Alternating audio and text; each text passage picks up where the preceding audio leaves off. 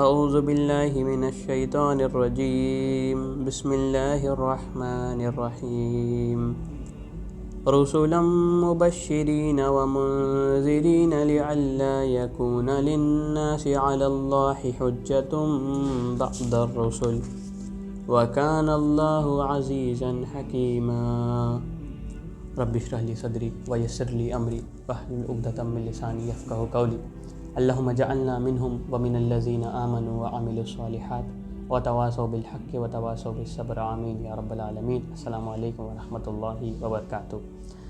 الحمدللہ ہم چھٹے جز پر پہنچ چکے ہیں اور آپ کے سامنے میں نے سورہ نساء کی آیت نمبر 165 کی تلاوت پیش کی۔ اللہ تعالیٰ نے اس میں یہ بتایا ہے کہ اللہ تعالیٰ اپنے رسولوں کو کیوں بھیجتے ہیں، رسول کیوں آتے ہیں، مقصد کیا ہے۔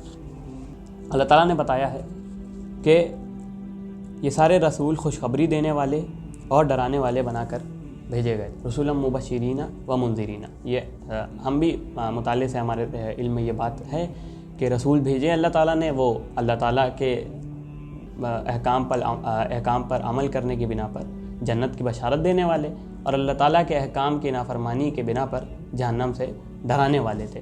لیکن اللہ تعالیٰ نے جو آگے ایڈ کیا وہ بہت پیارا ہے۔ اللہ تعالیٰ نے کہا کہ لئلا یکون للناس علی اللہ حجۃ بعد الرسول، تاکہ انسانوں کے پاس اللہ تعالیٰ کے مقابلے میں کوئی حجت باقی نہ رہ جائے۔ اللہ تعالیٰ بتا رہا ہے کہ اللہ تعالیٰ نے رسولوں کو اس لیے بھیجا ہے کہ تمام انسان ان کے پاس کوئی عذر باقی نہ رہ جائے، حجت سے خالی ہو جائیں، وہ اللہ تعالیٰ کے سامنے پیش کرنے کے لیے کوئی عذر، کوئی حجت بچی نہ رہ جائے ان کے پاس۔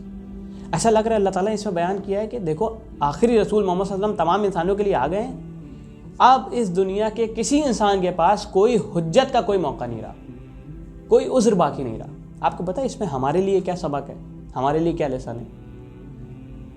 اگر آج اس دنیا میں کوئی ایک انسان بھی ایسا ہے، کوئی ایک شخص بھی ایسا ہے جو اللہ کے رسول صلی اللہ علیہ وسلم کی شخصیت کو نہیں جانتا، اصل شخصیت کو نہیں جانتا، وہ شخصیت نہیں جو میڈیا نے بنائی ہے، وہ شخصیت نہیں جو پروپیگنڈے کی وجہ سے نتیجے عمل میں آئی ہے، بلکہ واقعی جو اللہ کے رسول کی شخصیت تھی، اگر کوئی اس سے ناواقف ہے، کوئی قرآن کے اصل پیغام سے ناواقف ہے، تو آپ کو پتہ ہے اس کی ذمہ داری ہمارے اوپر آتی ہے۔ کیوں؟ کیونکہ ہم اللہ کے رسول کے پیغام کو آگے لے جانے والے لوگ تھے، ہم ان کے امتی تھے، ہم ان کے ماننے والے تھے، ہم ان پر ایمان لے کر کے آئے تھے۔ آج اگر کوئی اللہ کے رسول کی شخصیت کو نہیں جان رہا ہے تو اس کا ذمہ ہمارے اوپر ہے۔ آپ کو پتہ ہے کل قیامت کے دن اگر اللہ تعالیٰ جو ہے رسول صلی اللہ علیہ وسلم سے پوچھے گا کہ کیا تم نے اپنا حق ادا کر دیا تھا رسالت کا، کہ تم نے پیغام پہنچا دیا تھا، رسول اللہ صلی اللہ علیہ وسلم کہیں گے ہم نے پہنچا دیا تھا۔ پھر اللہ تعالیٰ تمام انسانوں سے پوچھے گا کیا تم تک پیغام پہنچ گیا، تم جانتے تھے؟ وہ کہہ دیں گے ہم تک نہیں پہنچا، ہم نہیں جانتے تھے۔ اللہ تعالیٰ ہم سے مخاطب ہوگا، ہم کو درمیان کی امت کہا گیا ہے نا، اللہ تعالیٰ ہم سے پوچھے گا کیا تم نے بتایا تھا؟ ہم کیا کہیں گے اللہ تعالیٰ سے؟ ہم کہیں گے اللہ تعالیٰ نہیں، ہمارے پاس تو وقت نہیں تھا، اللہ تعالیٰ ہم تو مسلک کے جھگڑوں میں مبتلا تھے، اللہ تعالیٰ ہم تو ایک دوسرے کی مسجد میں نہیں جا رہے تھے، اللہ تعالیٰ ہم تو ایک دوسرے کے پیچھے نماز نہیں پڑھ رہے تھے، اللہ تعالیٰ ہم تو ایک دوسرے کو سلام نہیں کر رہے تھے، ہمیں اسی سے فرصت نہیں تھی۔ اللہ تعالیٰ یہ موقع کہاں تھا ہم اللہ کے رسول کا اور قرآن کے پیغام کو لے کر کے آگے بڑھتے؟ اور ان سے پوچھا جائے گا، وہ بھی کہہ دیں گے یہ ہمیں بتاتے اسلام، یہ ہمیں بتاتے آپ کے بارے میں، تو خود ناانصافی کرتے تھے، یہ تو خود بے ایمان تھے۔ لِتَكُونُوا شُهَدَاءَ عَلَى النَّاسِ وَيَكُونَ الرَّسُولُ عَلَيْكُمْ شَهِيدًا، یہ مطلب ہے اس کا کہ کل قیامت کے دن اللہ کے رسول گواہی دیں گے اور پوری انسانیت گواہی دے گی پھر کہ ہم نے پیغام نہیں پہنچایا۔ تو دوستو ساتھیو، اس آیت میں ہمارے لیے غور و فکر کی بات یہ ہے کہ ہم کتنا قرآن کے اور اللہ کے رسول کے پیغام کو آگے لے کر کے پہنچ رہے ہیں۔ کیوں؟ کیونکہ اللہ کے رسول تمام انسانوں کے لیے آئے، اللہ کے رسول کے آنے کے بعد کسی کے پاس کوئی حجت باقی نہیں رہے گی، اللہ تعالیٰ کہہ رہا ہے۔ اللہ کے رسول چلے گئے، ان کے پیغام کو آگے بڑھانا اب ہماری ذمہ داری ہے، لوگوں کو سمجھانا اب ہماری ذمہ داری ہے۔ اور یہ ذمہ داری محض صرف بول کر کے، صرف تقریر کر کے، صرف پوسٹ لگا کر کے، صرف اسٹیٹس لگا کر کے ادا نہیں ہونے والی۔ یہ ذمہ داری تبھی ادا ہو پائے گی جب اللہ کے وسلم کے ایک ایک عمل کو، ان کی ایک ایک تعلیم کو، قرآن کی ایک ایک تعلیم کو اپنی زندگی میں، جیسا اللہ کے وسلم کو چلتا پھرتا قرآن کہا گیا نا، ویسے ہم بھی اپنے آپ کو چلتا پھرتا قرآن بنا لیں۔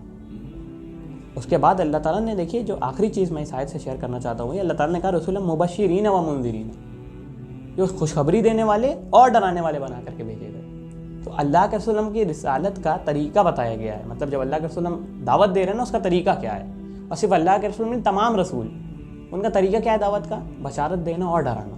یعنی جب ہم کسی کو دعوت دینا، کسی کو اللہ کے رسول کی تعلیم سمجھائیں، کسی کو قرآن کی طرف بلائیں، تو ہمارا طریقہ یہ نہیں ہونا چاہیے کہ اس کو پہلے جہنم کا عذاب یاد دلائیں، اس کو بتائیں کہ دیکھو تم کافر ہو، تم جہنم میں جانے والے ہو، بلکہ طریقہ یہ ہونا چاہیے اس کو ہم بتائیں دیکھو رسول تمہارے لیے تھا، قرآن تمہارے لیے ہے، خدا تمہارا ہے، ہم تمہارے ہیں، یہ جنت تمہارے لیے بنائی اللہ تعالیٰ نے، یہ عمل ہیں جو جنت میں لے جانے والے ہیں، اور دیکھو اگر تم یہ نہیں کرتے ہو تو اللہ تعالیٰ کی ناراضگی مول لو گے، اور اللہ تعالیٰ کی ناراضگی کی وجہ سے تمہارے لیے جہنم کا عذاب ہے۔ مبشرین و منذرین۔ بہرحال اللہ تعالیٰ سے دعا ہے کہ اللہ تعالیٰ اس آیت پر حقیقی غور و فکر کرنے کی توفیق ہمیں عطا فرمائے، اور اللہ تعالیٰ واقعی جو اللہ کے رسول کا مشن تھا اس کو ہمیں آگے تک لے جانے کی توفیق عطا فرمائے۔ بارک اللہ علی ولکم۔ السلام علیکم۔